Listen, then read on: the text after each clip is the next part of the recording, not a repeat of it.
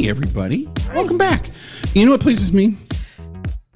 You know me well enough to know one of my favorite things in the world, clever wordplay. Oh, wordplay. That sound. Do not Google that, folks. Wordplay? I just feel like Wordle will come up and then you'll be hooked. Oh, God. Can we not? Okay, anyway. Wordplay, right. So love, absolutely. And yes, it's a shame that I don't have human children because I do have one of the world's best collections of dad jokes.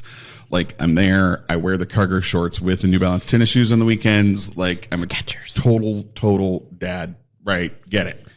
You know what one of my least favorite things is? People? Wait, no. No. Bad wordplay. And even more specifically than that, jargon. Oh, jargon. So I need to tell you this story. Okay, I love a story. I know you love a story. Is it a story that involves jargon? It is.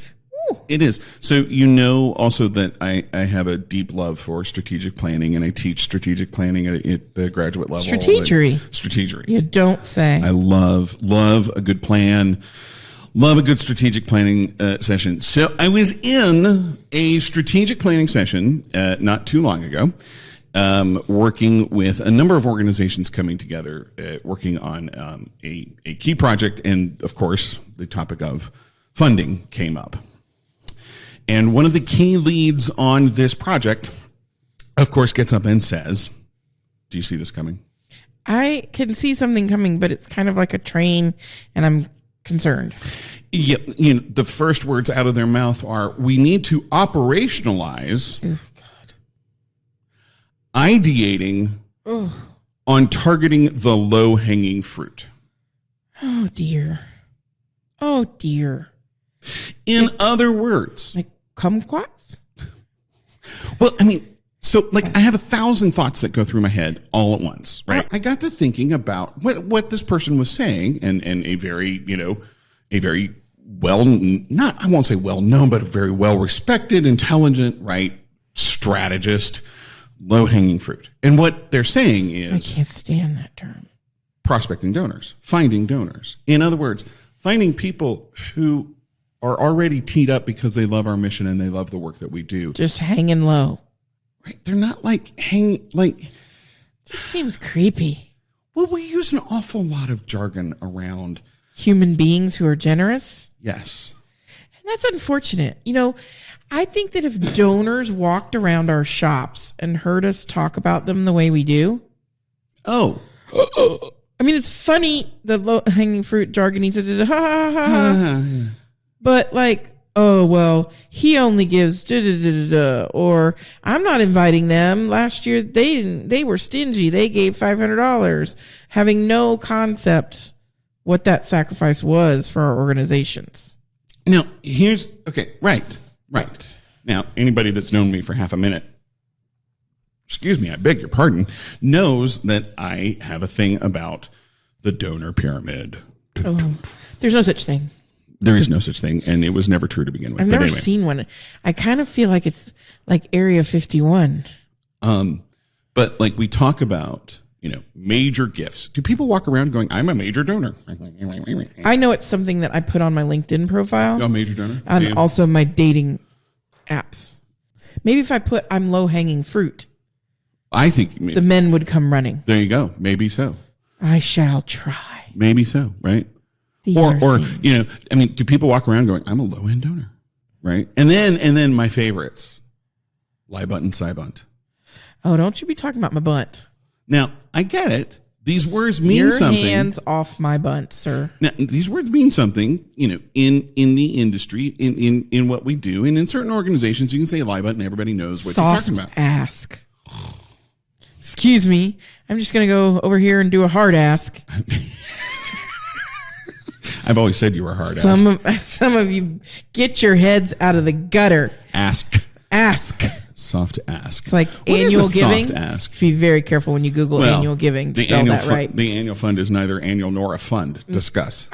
And spell it right when you Google it. Hello. The first time I ever met Simone Joyeux, bless her. She grabbed me by the lapels. And if you don't know Simone. You had lapels on? I was at a conference. I had lapels on. I did not have a tie on, but she grabbed me by the lapels. because I went up to her and said something about the annual fund not being annual. She grabbed me by the lapels and we had a fabulous conversation, and she is greatly missed. She was a spark, wasn't she? She was a spark, and she was saying things. Sassafras. Yeah, exactly. Now there's a phrase though, CRQs, cage rattling questions. Well, that's a good one. That was Simone's phrase. I like that better than KPI. Oh, no, I love KPI, key performance indicators. Oh, sorry. Right. In other words, how do you define success? But this is it. Start saying what with the we low mean. hanging fruit. That's how I define success. See, with some major donors and some special events, not mediocre ones. Now, I do think we need terms so that we understand what we're talking about. Sure, but they get operationalized so frequently that they start to lose meaning. You want to do a fun activity we should do sometime? Tell me. I mean, it's like, it would be fun.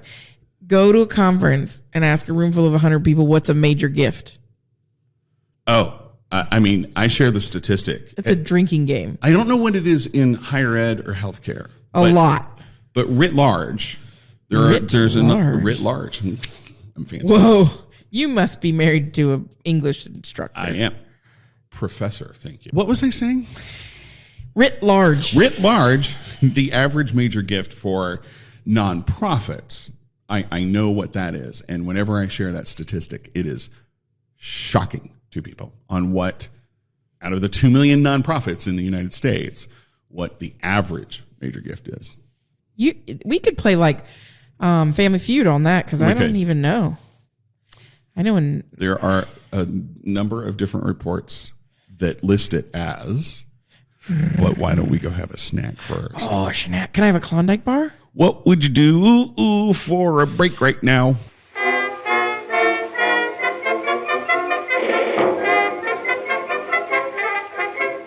All right, we're back. How was your break, Lynn? You're still, yes, coming back from break. Fantastic. Wonderful. So when last we met our intrepid heroes, they were discussing the average major gift. And we got there because we were talking about fundraising jargon, like low-hanging fruit, which we now realize that not all fruit hangs. Correct. Because I studied fruit for just a minute during the break. The average major gift, the studies that I have seen, and there are a couple of them, on average for nonprofits, the average major gift is somewhere between $1,000 to $1,500. According to the Google, not all fruits grow on trees. Some grow on vines on the ground, while others might grow on small plants or bushes. Facts, people. Okay. So not only is it jargon, it's inaccurate. Well, the intent of low-hanging fruit is to say this is the fruit that's easiest to pick, it's the easiest to reach, etc. What we mean is humans with emotions who care about the mission. And why do we refer to humans in such groups? Why do we need to jargonize them? Can't we just say, hey, look, these are introductory donors. Sure. These people support us and they're generous. Yeah. So I have a mini story, just a little. Please. Yes. Yeah. No. I was working with a client once. Just once. That's I've only ever worked with once. And so they had another consultant, which is always fun when you got two consultants and the same clients. Sometimes it's awkward at best. And I said, you guys really need to work on your recurring giving program, because they were behind, and we know that recurring giving is one way to capture low-hanging fruit. Just kidding. And so the consultant decided to come up with a name for their recurring donors. She presented it at a meeting, and I had to like turn around and face the wall, because she said, we're going to call them, is everyone ready? Thoughtful givers. So I immediately, being the intrepid, gumption-filled, kind person that I am, shot my hand up in the air and said, so we call everybody else inconsiderate asses? Oops, I said a naughty. Leave that out, Julie. But how are you going to call a group of people thoughtful givers and the rest not thoughtful givers? Well, again, it's like we've said a number of times on this podcast, special events, because as differentiated from our mediocre or sort of events. So thoughtful givers and low-hanging fruit should hang out together. I mean, and we could go through the list of jargon, I'm sure, for hours, right, of all the different phrases. And so I know we're going to say this at the end, but this, I'd love to hear from folks what jargon they use that just, sends them up a wall, or... And especially jargon regarding how we talk about our donors, I would say, more than Clay and I, leverage and data-driven and strategy. And what's my favorite one lately that one person is really high on, and that is synergy. Oh, synergy. Good Lord. Pivot. Remember when we all went through the pivot? I have pivot. My knees gave out from pivoting. The only pivot I like is a pivot table. That is a nerd. That's an Excel joke. Right there. It was excellent. I can't with the Excel jokes. Yeah. So, I mean, I just, it's really. So what are we getting at here, right? What are we getting at is that donors are human beings. And not only are they human beings, but they're human beings who choose to be generous to us. All this to say, we shouldn't refer to people as that. And our punchline, our effort today is, what do you think about the way we talk about donors, and how does that make us feel? And how do we dehumanize them sometimes when we really should be bringing out their humanity? Because they're the best of us. Those of us who are generous are the best of us. And, some of our jargon gets in the way of remembering that. So as always, we love it for when you share with us. So, we've done this whole episode talking about jargon for donors. Share with us at fundraisingisfunny.com. What's maybe the worst thing you've heard a donor called? Please be clean, because our mothers watch this and read it and all that good stuff. And what do you feel about jargon in our industry, and how do we go about rehumanizing and bringing the humanity back to the work that we do, and remembering that people choose to be generous and we should choose to be kind. It's beautiful. I know I get emotional sometimes. I'm so good at this. You do. Yeah. It's true. It's